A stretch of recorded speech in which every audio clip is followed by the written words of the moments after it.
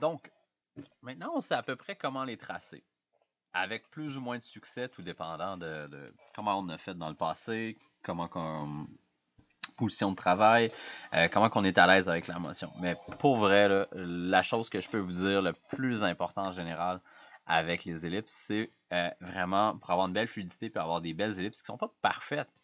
J'ai pas utilisé de gabarit, là, mais c'est vraiment la vitesse, puis d'utiliser le maximum du bras possible, puis le minimum du poignet. C'est là qu'on va avoir le plus grand succès. Si vous vous entêtez à le faire avec le poignet de même, ben, ça va vous faire des petites patates. Il faut vraiment y aller le plus gros possible. Maintenant, pourquoi que je vous ai fait pratiquer ici? C'est ce qu'on va regarder un petit peu. Puis juste avant, si on revient en arrière, qu'on re-regarde l'anatomie de notre ellipse ici, là, il y a des petites... voyons, il y a trop de mots qui essaient de sortir de ma bouche en même temps. L'axe mineur, comme qu'on a parlé un peu tantôt, mais on ne voit pas encore exactement pourquoi, ça nous donne un peu la position de l'ellipse, tout dépendant de où ce qu'est, comment, la position ou l'orientation. Ça nous dit dans quel sens qu'elle s'en va. Puis, comme qu'on a dit, généralement, l'axe mineur s'en va vers le point de fuite. Ou un point de fuite. Ensuite, il va y avoir d'autres composantes, comme l'ouverture. L'ouverture, c'est ça ici.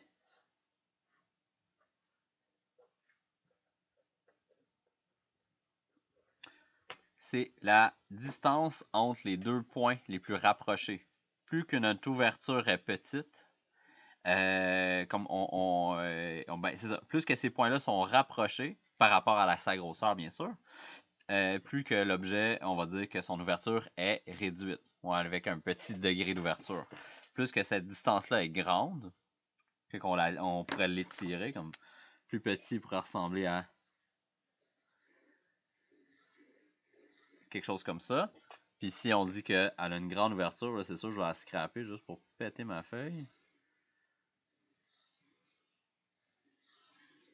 Donc je vais avoir une grande ouverture ici.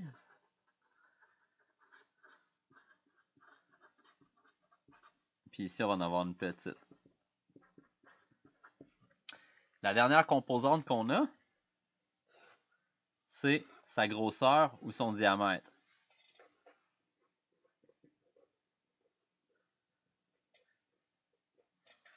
Ou bien son diamètre ou sa grosseur. Fait que la largeur ici à son point le plus large ou dans l'axe mineur, l'axe majeur, excusez-moi, c'est ça qui va représenter comment qu'elle est large ou comment qu'elle est petite dans l'espace. Fait que maintenant, on sait un peu comment tout s'appelle. Puis, vous voyez que tous ces éléments-là sont indépendants les uns des autres. C'est pas parce que j'ai une grosse ellipse que l'ouverture est grosse puis que son diamètre va être gros, mais son ouverture peut être petite, puis sa position peut être n'importe où dans l'espace. Fait que c'est toutes des choses qui sont complètement séparées. Maintenant, on va voir un peu qu'est-ce qui se passe dans l'univers. Parfait. Bon, comme de fait, on me prend des feuilles. Je passe beaucoup trop de feuilles aujourd'hui. Et voilà. Je pense que je vais battre mon record de l'année passée. De combien de feuilles j'ai besoin. Donc, on se rappelle, si je place un petit horizon comme ça ici sur ma feuille, on se rappelle que l'horizon représente la hauteur de mes yeux. Fait que si je me fais un genre de bonhomme lettre, là, mieux connu sous mes noms de bonhomme à moustache,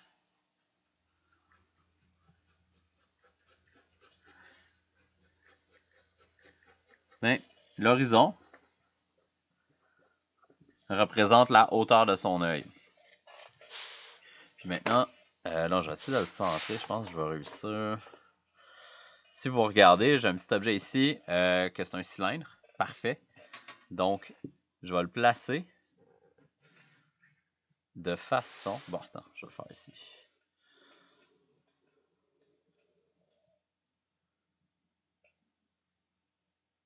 Bon, ici, je vais juste le rouler. Là. Okay. Grosso modo, l'horizon que j'ai tracé sur ma feuille, c'est exactement l'horizon par rapport à ma caméra qui est ici. Fait que ça veut dire... ouais, c'est ça. Ce qui veut dire que le cylindre, la surface du dessus, c'est un cercle. En ce moment, on l'interprète comme une ligne. On est d'accord? Fait que quand tantôt on faisait un exercice, puis je vous disais, on part d'une ligne, ben en fait, ça ici, c'est une ellipse. C'est juste qu'on la voit flush à nos yeux. Exactement comme si c'était à la hauteur du centre de notre pupille. Il n'y a pas plus parfait que ça. Puis, si vous regardez, je descends mon cylindre, vous allez voir que la relation entre le point le plus rapproché des deux côtés du cercle ici qu'on voit, qu'on le perçoit comme une ellipse, s'éloigne. Fait que plus je m'en vais loin de ma ligne d'horizon, plus que mon ellipse a tendance à grossir. En tendance à ouvrir.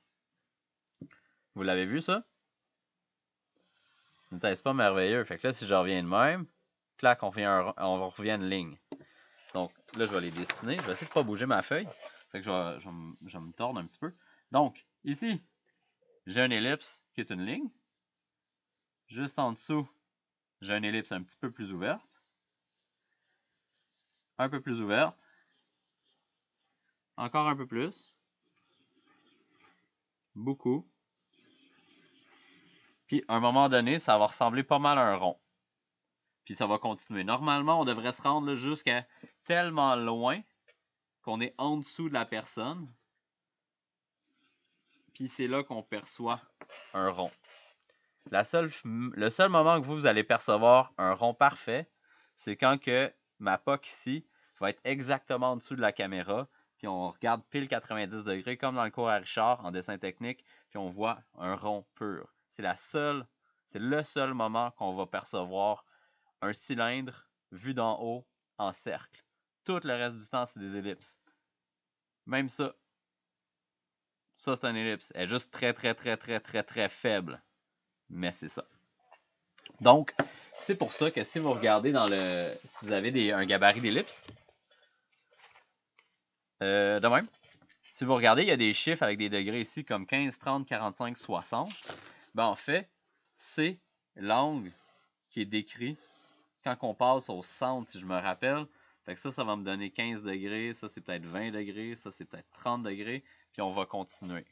Fait que c'est pour ça que moi je capote pas avec les gabarits d'ellipse, parce que c'est très limitatif, puis je trouve que entre tout ça, il y a une infinité d'ellipses qui sont possibles, j'aime mieux les tracer. Ça c'est ma première chose, puis dès que je suis en dehors de ces zones-là, c'est sûr que je suis en train de tracer une erreur. La deuxième chose, pourquoi moi je capote pas sur les ellipses comme ça encore, c'est que attends, il me semble qu'il manque de focus. Ouais. C'est qu'aussi, le diamètre est limité aussi. Mon plus gros diamètre, c'est ici. Fait que ça veut dire que tous mes éléments, si on va dire que je dessine une tasse à café, mais ma tasse à café, sa plus grosse ellipse, ça va être celle-là. Ça encore là, je trouve ça très limitatif. Au CRD, ils ont une grosse gamme de gabarits d'ellipses. Vous pouvez aller en chercher des plus grandes, mais c'est quand même assez gossant. Là, juste voir, on dirait que c'est flou. Ok, là, ça devrait être mieux. Donc, c'est ça. C'est le fun pour en tracer des petites, mais il faut faire attention. Donc, on voit les degrés. Puis là, de l'autre côté de l'horizon, j'assume que pas mal tout le monde a écouté beaucoup de télé cet été. Tout le monde a vu Stranger Things? Ouais? Ben, en haut de l'horizon, c'est exactement la même affaire. Sauf que là, c'est le Upside Down World. Fait que là, on est comme ça ici. Excusez-moi, là, il faut que je déplace mon café. On est comme ça. Puis on a l'horizon de l'autre bord. Fait que ma relation, là, je vais vous le reprouver, bon, va être exactement la même. Mais là, c'est comme, ah, Félix, tu me montres la même affaire. Mais, si je fais ça ici comme ça, puis je monte mon élément, je suis en train de faire exactement le même phénomène vers le haut, ce qui veut dire que l'ellipse a tendance à ouvrir. Fait que plus on est proche de l'horizon, plus qu'on est proche du centre de la vision, plus que notre ellipse ressemble à une ligne. Plus on est loin, plus ça ressemble à un rond.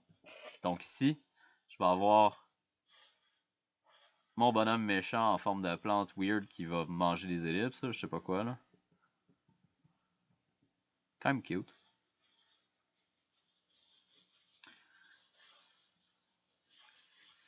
Puis plus je m'éloigne, ainsi de suite, mes ellipses vont avoir tendance à fonctionner exactement de la façon inverse. Puis si vous regardez, voyons, ça c'est en train de ça va disparaître. Si vous regardez en haut, ça a tendance à marcher parce que ces ronds-là, on a l'impression de regarder en dessous d'un disque. On n'a pas à avoir l'impression de regarder quelque chose qui ne fonctionne pas. Fait que là, si je reviens ici comme ça, vous voyez encore que la relation a tendance à marcher. Mais ici, ça c'est la ligne arrière, la ligne arrière, la ligne arrière. Dans ce cas-ci, la ligne arrière est en haut. Vous voyez un peu la différence? C'est pas sorcier, mais c'est vraiment cool. Une fois qu'on a compris ça, ça veut dire que quand on pratique, ben, en ce moment, j'ai pratiqué mes ellipses qui vont vers en bas, mais j'ai pratiqué aussi mes ellipses qui vont vers en haut. OK, qu'est-ce qui se passe avec la gauche puis la droite maintenant?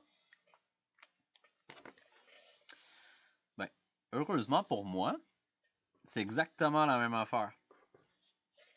Par contre, il faut juste placer notre bonhomme à quelque part, ce qui veut dire que moi, mon bonhomme, je vais le mettre ici. Il est à mi-chemin entre mes deux points de fuite. Comme ça ici. Petit bonhomme moustache ici, qui regarde. Comme ça. Puis là, je vais juste les dessiner en haut, comme si mon horizon était en haut, en fait, là, pour vous donner une meilleure idée. Si je regarde une ellipse, puis elle est pile en avant de mon œil, comme en ce moment, je vais percevoir une ligne. Puis plus que je vais me décoller vers la droite, plus que l'ellipse va avoir tendance à ouvrir jusqu'à ce que je sorte de l'écran. Puis après l'écran, en fait, ce que ça va donner, c'est exactement la même chose. C'est comme si je pivotais mon ellipse. Fait que plus on est loin de l'œil, encore là, de la gauche à la droite, plus on est loin de l'œil, plus nos ellipses ont tendance à ouvrir. C'est une belle petite relation comme ça. Fait que, encore là, une ellipse, deux ellipses, un petit peu plus ouvert, encore plus ouvert, encore plus ouvert. Puis la même chose.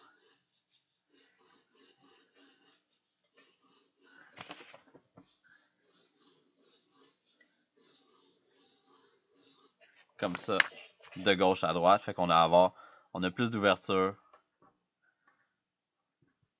par là-bas. La seule différence, c'est que vers les points de fuite, vu que moi je suis en système à deux points de fuite, ben normalement je vais avoir un peu de convergence, fait que le côté de mon cylindre va avoir tendance à rétrécir, fait que toutes mes ellipses devraient faire un peu comme un cône. C'est la seule différence entre en haut, en bas, puis gauche, puis droite. Fait que ça fait un peu de sens, ça. Donc, on a parlé de la petite ouverture, grosse ouverture. Là, on sait maintenant, par rapport à notre œil, on peut se dire, plus qu'on s'éloigne, plus que nos ellipses deviennent grosses. Plus qu'on est proche, plus que ça ressemble à une ligne. Cercle, loin, ligne, proche. Il n'y a pas vraiment de lien après ça. C'est ça. Puis la seule fois qu'on va voir encore là un cercle, c'est si on serait éloigné de façon infinie. Puis là, c'est maintenant qu'on va percevoir parfaitement un cercle. Si vous regardez dans votre page, juste pour finir l'exemple, puis vous prenez deux ellipses qui sont bien faits, là, on peut faire deux lignes en haut, en bas, comme ça. Puis on peut se rendre compte qu'en fait, deux cylindres comme ça, deux ellipses comme ça, si on les rejoint avec des lignes tangentes sur les côtés, ça nous donne un cylindre. Fait que ça veut dire que vous avez déjà construit plein de cylindres dans le cours, vous avez juste jamais remarqué. Fait que ça, on revient encore là avec notre page de départ. J'en prends deux beaux. Celle-là, celle-là.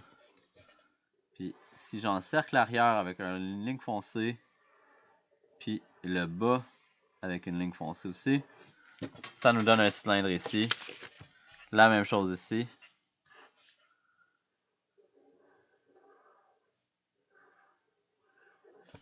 Et voilà. N'était-ce pas génial?